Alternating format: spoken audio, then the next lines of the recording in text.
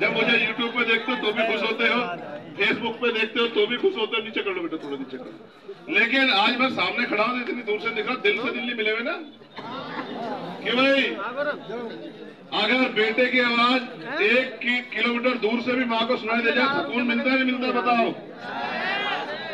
अगर भाई की आवाज 500 किलोमीटर दूर से फोन पर सुनाया जाए, ये पता लग जाए भाई ठीक है, तो तक दिल में सुकून मिलता नहीं मिलता? तो आज 5 मीटर से क्यों नहीं हो रहा ये प्यार? अच्छा, लाइट खराब कर रही थी?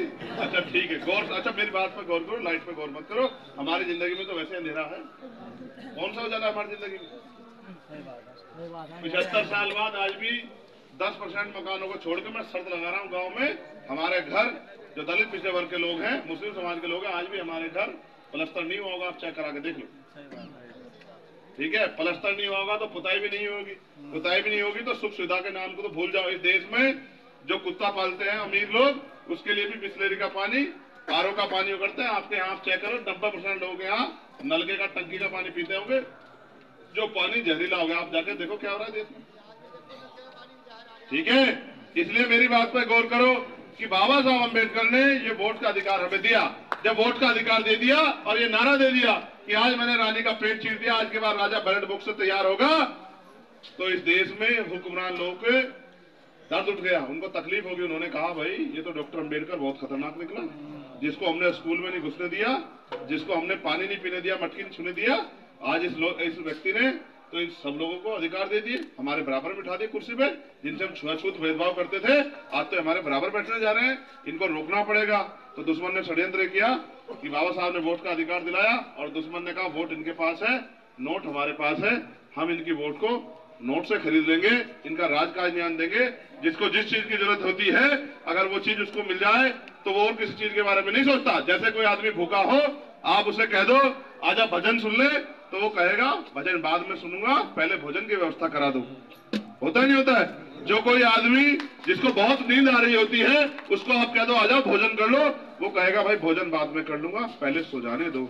तो जब हमारा समाज, ये जो बहुजन समाज देश भर में है, गरीब कमजोर है, उसकी जेब में पैसे नहीं थे, क्योंकि आजादी तो आई, आजादी के साथ धन धरती राजपाट में बंटवारा नहीं हुआ। जो 14 अगस्त को 1947 को गरीब था, वो 16 अगस्त 1947 को आजादी होने के बाद भी गरीब था। जिसपे जमीन नहीं थी उसको जमीन नहीं मिली, जिसपे रोजगार नहीं था उसको रोजगार नहीं मिला, जिसपे उद्योग नहीं थे उसको उद्योग नहीं मिले, जिसपे नौकरी नहीं थी उसको नौकरी नहीं मिली, और जिसपे मकान नहीं था उसको मकान भी नहीं मिला इस देश में। तो आजादी तो अधूरी सी थी। असली आजादी आई 26 जनवरी 1950 को, जिस दिन संविधान लागू हुआ। लेकिन दुश्मन कितना खतरनाक था, दुश्मन ने हमारी वोट को नोट से खरीदना शुरू कर दिया। बाबा साहब गांव-गांव जाके समझाते, शहर-शहर जाके समझाते, बाबा साहब की बात समाज समझता, लेकिन शाम के टाइम जब उनके घर में खाने पीने की जरूरत का सामान नहीं होता, तो समाज पैसे वालों की तरफ देखता, और वो पैसा देके हमारे लोगों पे हमारे लोगों से को पैसा देके उनकी वोट को अपने पाले में करके और राज करते। बहुत सारे गांव तो ऐसे थे जहां बूथ भी कैप्चर हो जाते थे, जहां हमारे लोगों को वोट डालने की आजादी भी नहीं थी। फिर मान्यवर काशीराम साहब, जिन्होंने बाबा साहब को, जिन्होंने कभी मिले भी नहीं, बाबा साहब को देखा भी नहीं, बाबा साहब को सुना भी नहीं, एक मान्यवर दीना भाना वाल्मीकि नाम के एक कर्मचारी ने, जो आज हमारे लिए बहुत महत्वपूर्ण है, बहुत बड़े हैं, जिनका बहुत सम्मान है, उन्होंने काशीराम साहब से कहा कि साहब आप क्लास 1 के अधिकारी हो, डीआरडीओ में साइंटिस्ट हो, मैं यहाँ बाबा साहब की जयंती की छुट्टी मांग रहा हूँ, मुझे कोई छुट्टी नहीं देता, आप इस छुट्टी के लिए बोलोगे तो हमें छुट्टी मिलने लग जाएगी। जब बाबा साहब, काशीराम साहब ने बात सुनी, उन्होंने कहा ये बाबा कौन है? तो उन्होंने कहा ये बाबा वो है जिनकी वजह से आज आपने कोट पहना है। उन्होंने कहा मैंने तो कोट अपनी मेहनत से पहना है। उन्होंने कहा आप इस देश की व्यवस्था से वाकिफ नहीं हो, ये जो कोर्ट का अधिकार दिया है ये भारत के संविधान ने दिया है, और संविधान जो है डॉक्टर बाबा साहब अम्बेडकर ने लिखा है, उन्होंने अपने 4 बच्चों को कुर्बानी दी है, तब आपके तन पे कपड़े हैं। काशीराम साहब सोच में पड़ गए। काशीराम साहब ने कहा कि मैं बाबा साहब को कैसे जानूं?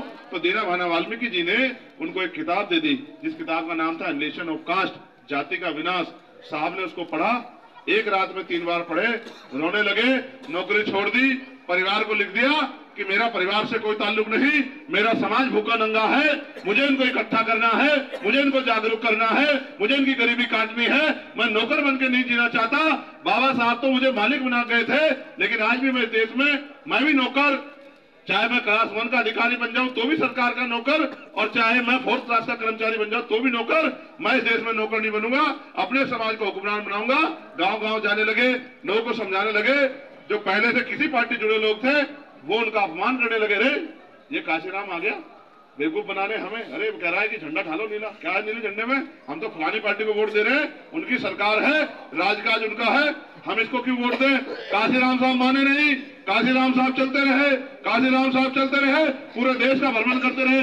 धीरे धीरे समाज की समझ में आने लगा कि हमें काशीराम के साथ खड़े होकर ही हमारी गुलामी की बेड़ियां कट सकती है। जब आपने काशीराम साहब का साथ दिया तो इस प्रदेश में हम पे राजकाज भी आया। फिर 2006 में काशीराम साहब भी चले गए। इधर दुश्मन ने भी तैयारी कर ली। दुश्मन ने कहा, क्योंकि बाबा साहब की आखिरी जो भाषण था 18 मार्च 1956 का आगरा में, जब बाबा साहब ने कहा कि मुझे मेरे पढ़े लिखे लोगों ने धोखा दे दिया,